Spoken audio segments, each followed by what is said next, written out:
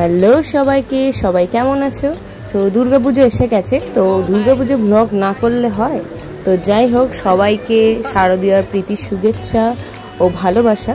আর সেদিন ছিল সপ্তমী। সপ্তমীর দিন আমি প্রত্যেক বছর সপ্তমীর দিন মাসির বাড়ি যাই ঘুরতে কলকাতায়, তবে এবছর আর যাইনি। এবছর বাড়িতেই ছিলাম আর বাড়ির আশেপাশে আমাদের পাড়ার পুজো টুজোতেই আমরা এনজয় করেছি। তো সেদিন সপ্তমীর দিন রাতে আমরা সবাই সেজে গুজে একটুখানি প্যান্ডেল হপিংয়ে বেরিয়েছিলাম।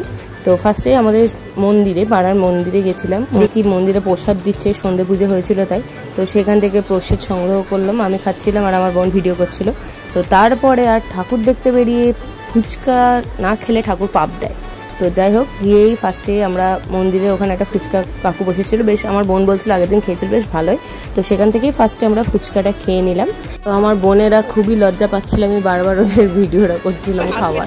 তো ওরা কিছুতেই ভিডিওর সামনে খাবে না, লজ্জা পাচ্ছে। কিন্তু আমি তো না ভিডিও করে ছাড়বো না, তাই জন্য ওরা খাচ্ছিল, আমি সবার ভিডিওগুলো করছিলাম।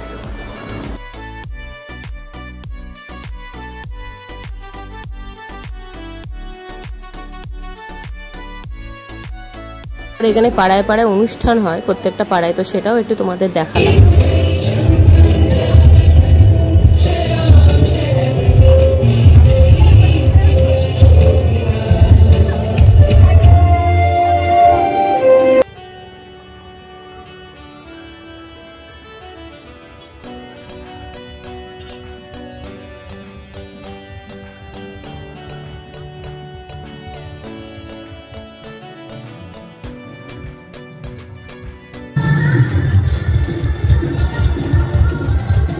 বাড়ির লোকজন পিছিয়ে পড়েছে।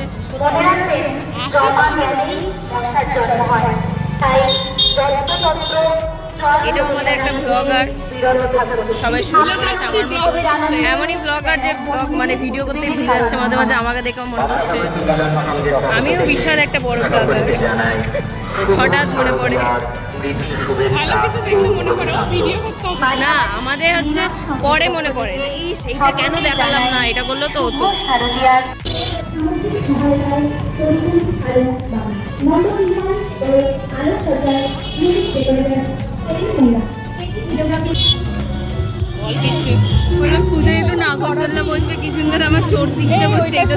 দুঃখের বিষয়, ও পাটা ভেঙে ফেলেছে পুজোর আগে। হ্যাঁ, ও ছোটবেলায় তার উঠতে পারেনি, মিকি মাউস এখন ওটা শখ জেগেছে। তুই তো অনেক উঠেছিস, আমি তো উঠিনি।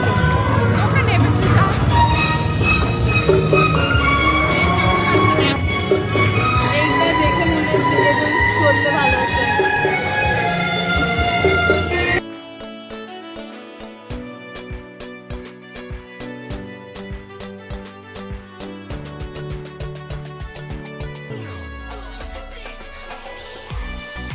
আর সেদিনকে যা গরম ছিল, মারাত্মক গরম। আমরা 2-3টে প্যান্ডেল শুধু দেখেছি, ওইটুকু হেঁটে গেছি, বাড়ি থেকে বেশি দূরও না। ওইটুকু হেঁটে গিয়ে আমাদের অবস্থা দেখো, গরমে কি অবস্থা। গিয়ে যেই দেখেছি যে ওখানে চেয়ার পাতা, অমনি পাখার তলায় সবাই বসে রেস্ট নেওয়া শুরু করে দিয়েছিলাম। এবং লাস্ট এই প্যান্ডেলটা দেখে আমরা বাড়ি এসেছি। প্যান্ডেলটা দেখো কত সুন্দর, ভিতরটা কি সুন্দর, ঠাকুরটা ওটা অন্যরকম সাজে, খুব ভালো লাগছিল।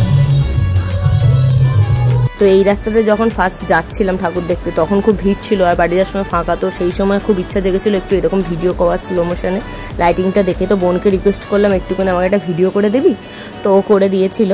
আর ভিডিওটা কেমন লাগলো অবশ্যই সবাই জানিও। তো দেখা হচ্ছে নেক্সট ভিডিওতে, টাটা।